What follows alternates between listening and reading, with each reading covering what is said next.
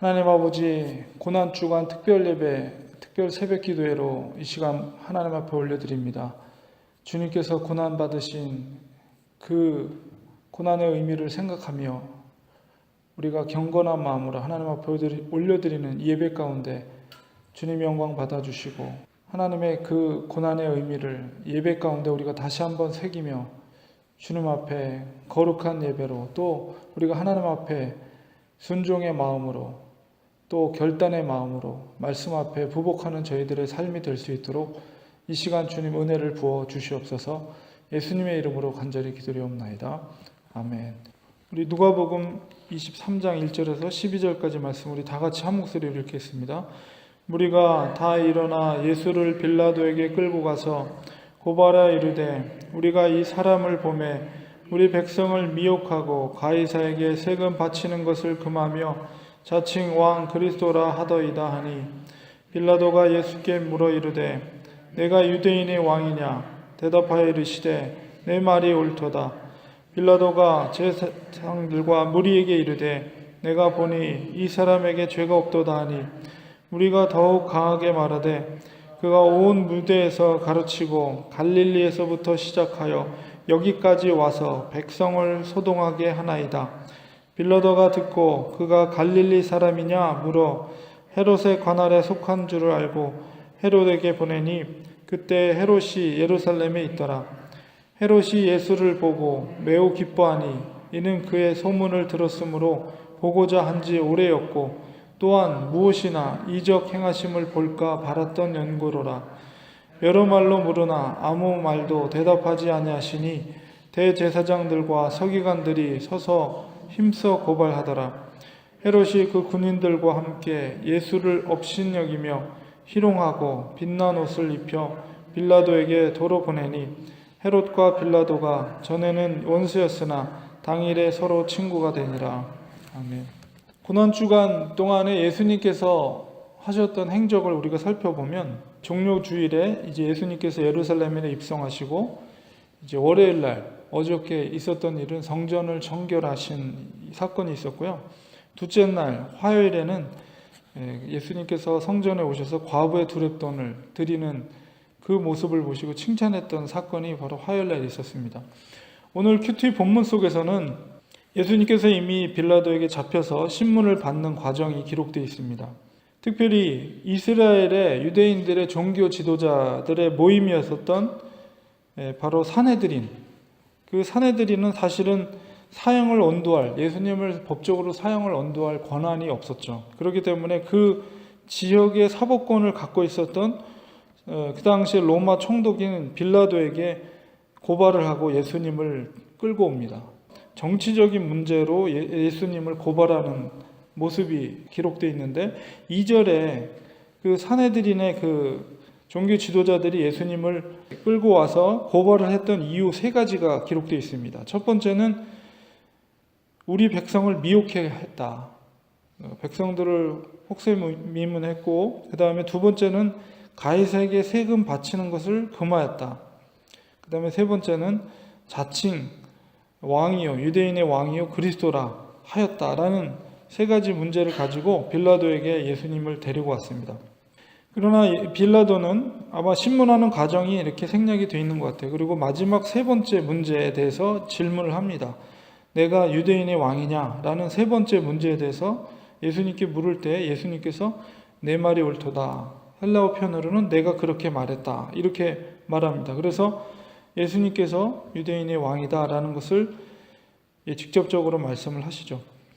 그러나 이 예수님의 대답을 통해서 그리고 예수님의 모습을 보았을 때 이 예수님이 진짜 로마를 위협할 만한 그런 능력을 갖고 있는 사람으로 빌라도는 판단이 되지 않았습니다. 그렇기 때문에 빌라도는 대제사장들에게 4절에 말하기를 내가 보니 이 사람에게는 죄가 없다 이렇게 말하죠. 그리고서는 물어보신 것이 바로 사람이 어디 출신이냐? 갈릴리 사람이다 라고 했을 때 그 지역을 다스리고 있었던 분봉왕 바로 헤롯이 그 지역을 감찰하고 있었기 때문에 빌라도는 형사권을 바로 그 지역을 담당했던 헤롯에게로 건넵니다. 그리고서는 헤롯에게로 예수님을 데려가도록 하죠. 그래서 헤롯이 드디어 예수님을 맞이하게 되는데, 맞이하는 장면 속에서 8절에 보니까 헤롯이 예수를 보고 되게 매우 기뻐했다 이렇게 표현되어 있는데, 사실 여기서 기뻐하는 그 기쁨이라는 것은 우리가 예수님을 기뻐하는 그런 기쁨과는 근본적으로 다른 기쁨입니다. 헤롯이 예수를 기뻐했던 것은 사실은 눈욕이에요. 마치 마술사, 우리가 마술을 보면서 서커스의 공연을 보면서 즐거워하는 것처럼 예수의 소문을 익히 듣고 있었던 헤롯은 예수님이 바로 자기 눈앞에 나타났을 때 혹시라도 그가 소문대로 뭔가 이적이나 기적이나 마술이나 이런 것을 자기 앞에서 보이진 않을까라는 어떤 즐거움, 눈요기 이런 것을 통해서 즐거움을 찾으려고 했죠. 이 헤롯은 예수님께 여러 가지 질문을 던졌습니다. 혹시라도 그런 재미있는 일을 자기한테 보여주지 않을까. 그러나 예수님은 그에게 아무 답도, 9절에 보니까 아무 말도 대답하지 아니하였다. 이렇게 고백하고 있습니다. 뒤쫓아왔던 대제사장들, 서기관들은 더 힘써서 예수님의 예수님의 정치적으로 문제 있는 자라는 것을 힘써 고발을 하죠. 그때 헤롯은 그가 아무 대꾸도 하지 않는 것에 대해서 실망을 하고 오히려 군인들과 함께 예수님을 조롱하는 행동을 취합니다. 마치 유대인의 왕인 것처럼 반짝반짝 빛나는 옷을 강제로 입히고 다시 그를 빌라도에게로 보내는 그런 모습을 보게 됩니다. 여기서 등장하는 예수님의 대적들을 보면 산헤드린의 그 종교 지도자들, 대제사장들과 서기관들이 등장하고 또 빌라도가 등장하고 그 다음에 헤롯 왕이 등장합니다. 헤롯은 이미 바로 세례 요한의 목을 벤 사람이, 이 세 사람들의 공통적인 특징이 뭐냐면 그들은 절대 예수 그리스도를 종교적인 어떤 진리를 추구하는 그런 그리스도로 받아들인 것이 아니라 바로 산헤드린의 대제사장들과 서기관들은 사실 예수님을 이렇게 고발한 이유는 예수님이 그들에게 있어서 기득권을 위협받는다는 거예요. 본질적인 예수님을 고발했던 근본적인 원인은 바로 자기들이 갖고 있었던 어떤 기득권들을 흔들고 위협한다라는 판단이 섰기 때문에 그렇습니다. 자기들이 갖고 있었던 그런 권력과 이익, 예수님이 이 고난주간 첫째 날 월요일 날 행했던 것이 바로 성전을 척결했던 사건인데 바로 그것이 다 이 기득권자들이 갖고 있었던 그런 것이죠. 돈을 교환하면서 받고 있는 수수료, 종교 지도자들이 갖고 있던 수수료, 그리고 재물을 팔면서 거기서 벌어들이는 유익, 이런 것들이 바로 예수님 때문에 위협받는다라고 판단이 된 거예요. 그리고 빌라도는 역시 백성들의 인기를 추구하는 그런 자였어요. 그리고 헤롯은 바로 쾌락과 즐거움, 이런 것들을 예수를 통해서 추구하는 모습을 보게 됩니다. 그러니까 그들은 공통적으로 물질과 권력, 성공에 사로잡힌 자들이었다는 거예요. 예수님에 대해서 개인적인 관심은 전혀 없었어요. 단순히 자기들이 요구하고 자기들이 추구하고 자기들이 쥐어쥐고 있는 것들은 그런 기득권, 물질, 권력, 성공 이런 것들에 사로잡혀 있었던 사람들이었다는 것이죠. 그런 사람들에 대해서 예수님의 태도는 아무 말도 대답하지 않았다. 침묵으로 그 침묵의 의미는 변명 같은 대꾸 대신에 침묵을 하셨던 것은 고난을 그냥 묵묵히 받아들이겠다는 예수님의 의지의 표현이라고 할 수가 있어요.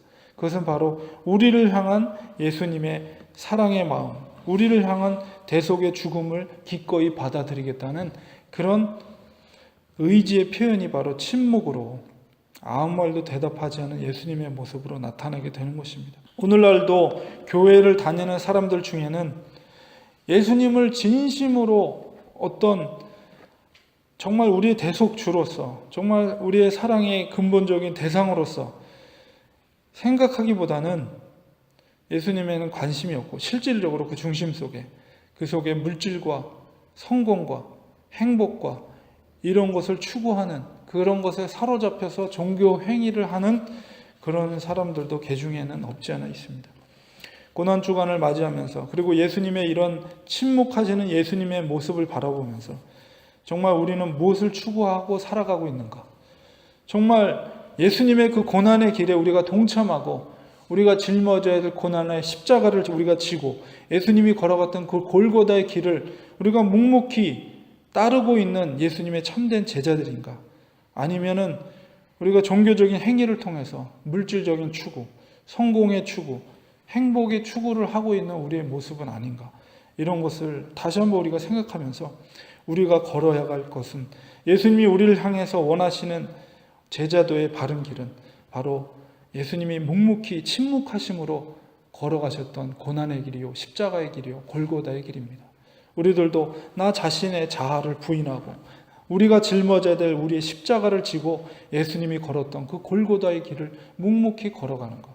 그 고난을 묵묵히 감수해내는 것이, 그 좁은 길을 걸어가는 것이 참된 그리스도의 제자도라는 것을 우리가 다시 한번 예수님의 이 사건을 통해서, 예수님의 이 신문받고 있는 예수님의 그 침묵 가운데 있는 예수님의 마음을 헤아려서, 그렇습니다. 주님이 받으셨던 그 조롱과 그 고난의 길을 우리도 묵묵히 순종하며 가기를 원합니다.